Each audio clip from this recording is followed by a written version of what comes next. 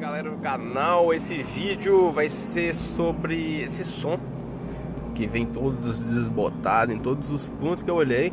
Mas eu vou fazer um vídeo depois mostrando esse carro. Eu vendi o Ford Ka XR, carro magnífico, carro top demais. Peguei um Punto Sport, carro totalmente diferente, com outra proposta, com teto solar. Em breve eu vou fazer um vídeo para vocês aí do canal.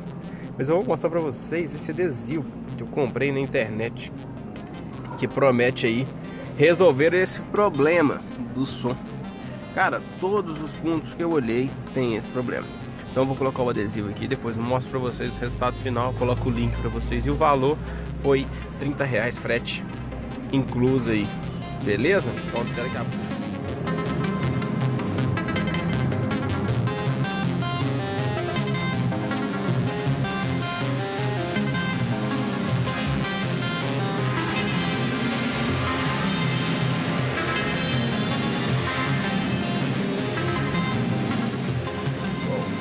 Tá aí o resultado. Não gostei muito desse botão, mas ele dá pra tirar e pintar.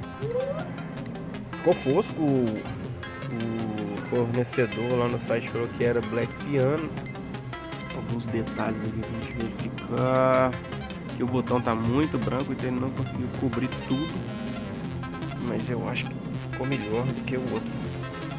Vou tirar uma foto aí pra gente poder comparar. Você fala aí pra gente se gostou, o que você fez pra resolver isso. Porque o som é bacana, o som é interessante, é bonito, combina bem com o carro. E até mais.